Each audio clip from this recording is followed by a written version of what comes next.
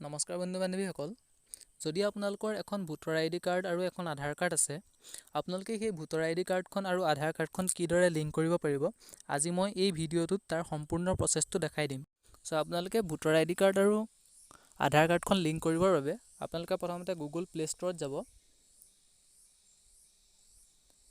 Play ষ্ট'ৰত গৈ আপোনালোকে search বাৰত চাৰ্চ কৰিব ভোটাৰ হেল্পলাইন।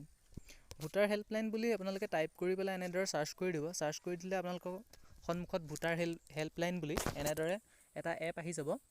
আপোনালোকে এই এপটো ইনষ্টল কৰি ল'ব। মোৰ যিহেতু অলৰেডি ইনষ্টল কৰি থোৱা আছে, গতিকে মই অ'পেন কৰি ল'ম এপটো।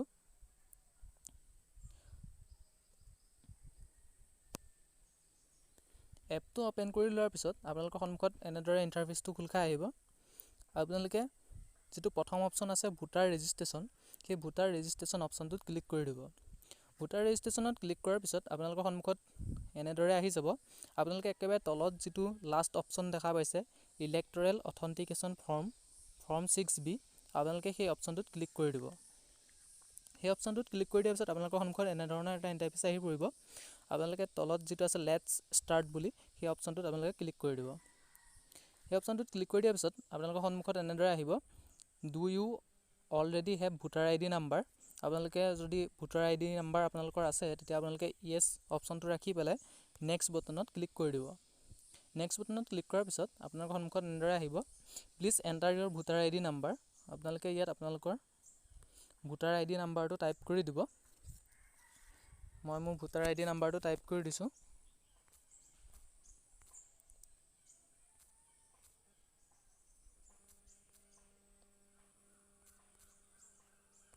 ভোটাৰ আইডি নাম্বাৰটো টাইপ কৰি দিয়াৰ পিছত তলত চিলেক্ট ষ্টেট বুলি আছে, আপোনালোকে আপোনালোকৰ ষ্টেটটো চিলেক্ট কৰি ল'ব। চিলেক্ট কৰি লোৱাৰ পিছত ফেটছ ডিটেইলত ক্লিক কৰিব। ফেটছ ডিটেইলত ক্লিক কৰাৰ পিছত আপোনালোকে তলত প্ৰচিড অপশ্যনটোত আপোনালোকে ক্লিক কৰি দিব।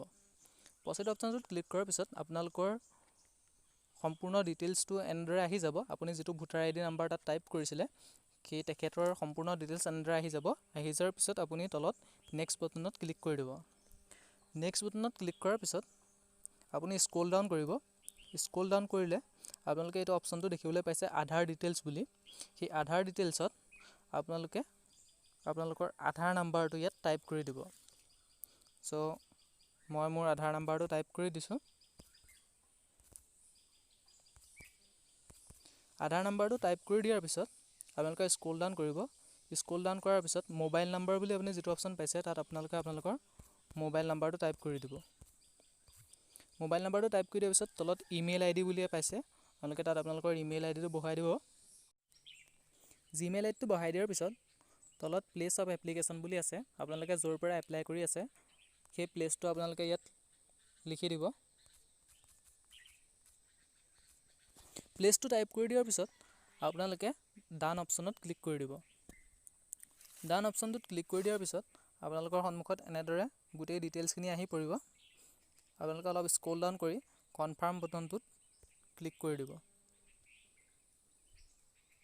কনফাৰ্ম বটনটোত ক্লিক কৰি দিয়াৰ পিছত আমাৰ সন্মুখত এনেদৰে আহি গৈছে thank you your application has been submitted successfully on date. আজিৰ ডেটটো লিখি দিছে। তলতে আছে আপোনাৰ ইয়ৰ ৰিফাৰেঞ্চ আই ডি। আপোনালোকে এই ৰিফাৰেঞ্চ আই ডিটো স্ক্ৰীনশ্বট মাৰি ৰাখি থ'ব। আপোনালোকে এই ৰিফাৰেঞ্চ আই ডিটোৰ জৰিয়তে আপোনালোকৰ এপ্লিকেশ্যন ষ্টেটাছটো আপোনালোকে ট্ৰেক কৰিব পাৰিব। এনেধৰণৰ আপডেট পাই থাকিবৰ বাবে আপোনালোকে আমাৰ চেনেলটো ছাবস্ক্ৰাইব কৰি কাষতে থকা বেল আইকনটো প্ৰেছ কৰি থ'ব। ভিডিঅ'টো শেষলৈকে চোৱাৰ বাবে ধন্যবাদ। আপোনালোকৰ দিনটো শুভ হওক।